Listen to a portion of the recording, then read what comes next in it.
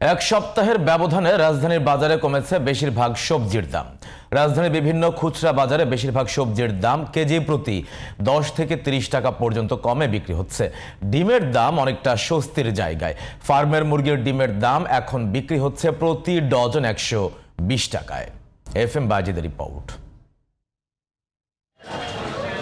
উচ্চ মূল্যের বাজার দরে অস্থির জনজীবনে কিছুটা স্বস্তির বার্তা দিচ্ছে শীতের সবজি। কিছুদিন আগে বেশিরভাগ সবজিরই দাম ছিল প্রায় 100 টাকা। মৌসুম শুরু হওয়ায় বাজারে পর্যাপ্ত সরবরাহ রয়েছে শীতের সবজির। 1 কেজি কপি পাওয়া গেল 10 টাকা কমছে। সপ্তাহে কপি 50 টাকা, 60 টাকা, সপ্তাহে 40, 45, 50, 140 টাকা, সপ্তাহে 100 টাকা কেজি। লাউ বিভিন্ন জায়গা আছে, 80 টাকা আছে, 60 টাকা আছে, 50 টাকা বেচা আছে। মুরগির ডিমের দামও কমেছে ডজন প্রতি প্রায় 10 থেকে 15 টাকা। লাল ডিম ডজন বেচতেছি 125 টাকা, বাজার আরো কমতে পারে। হাঁসি মুরগির ডিম আগের দামেই আছে 80 টাকা হারে। ছোট ইলিশ 1100 টাকা এবং বড় ইলিশ বিক্রি হচ্ছে 3000 টাকা কেজি দরে। এছাড়া অন্যান্য মাছের দাম অনেকটাই স্থিতিশীল।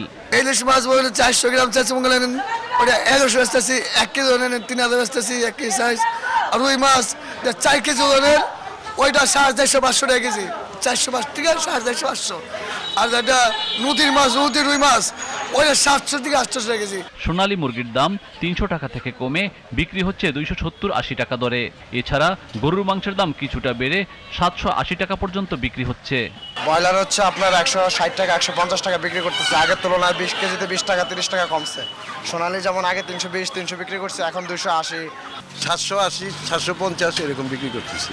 এরকম কম ছিল, 700 টাকা ছিল, 720 টাকা ছিল, এখন একটু দাম বাড়তেছে। সামনে কুরবানি স্টক করবো গরু। চালের বাজার স্থিতিশীল থাকলেও কেজিতে 10 টাকা বেড়েছে পোলার চালের দাম। চালের বাজার স্থিতিশীল আছে।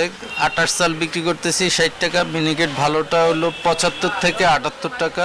পোলার চালের দামটা গত সপ্তাহ থেকে একটু বেশি, 1 কেজিতে 7-8 টাকা বাড়ছে। জনজীবনে স্বস্তি ফেরাতে সব ধরনের খাদ্যপণ্যের দাম সহনীয় পর্যায়ে রাখার দাবি সাধারণ মানুষের। FM Bayezid, GTV news, Dhaka.